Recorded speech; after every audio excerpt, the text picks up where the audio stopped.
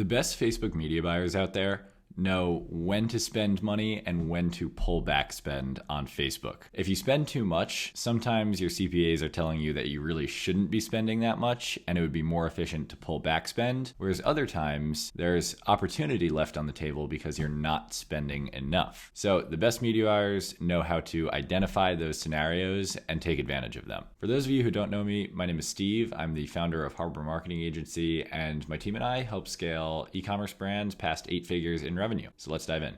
So I think a way that a lot of brands tend to approach their agency relationships or their paid spend on Facebook and Google and other paid channels that they're running is just to basically allocate a certain budget towards paid media spend every single month and just spend it, and wherever the CPAs end up, that's kind of where they end up, and that's just the way they approach things. And I don't believe that this is the most efficient way to go about approaching your marketing spend. The reason being that there are different opportunities that present themselves throughout the year, and if you just approach every single month with a set budget in mind, you're going to be overspending on some months and underspending on other months, and if you average that out over a year, you're going to have massive inefficiencies in your return on ad spend and your customer acquisition costs. So a better way to approach this is give your agency or give the person who's running your paid ad spend a threshold or a range that they can spend your dollars in. So let's say that you are thinking about spending 50 grand on Facebook ads for that month. Well, if results are not where you would like them to be, wouldn't you rather spend 30 grand that month? And maybe that there's a big promotion or a holiday coming up the next month, and you could take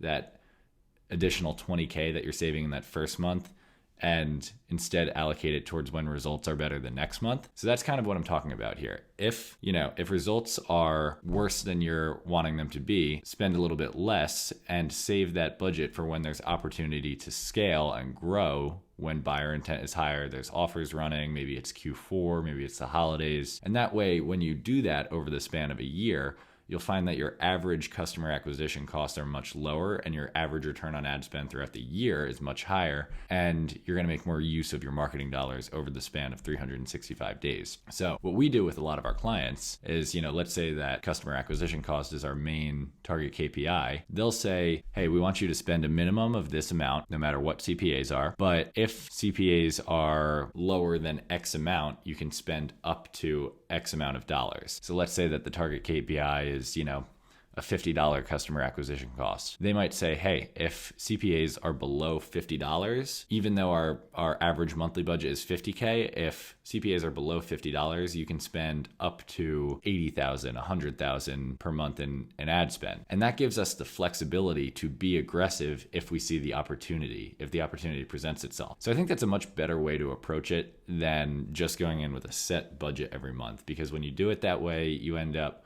overspending when things aren't as efficient as you need them to be, and underspending when there actually is opportunity on the table and you end up missing out on it. So hope that helps. Be sure to comment any thoughts, questions you have on this video, and give me a subscribe if you enjoyed the content.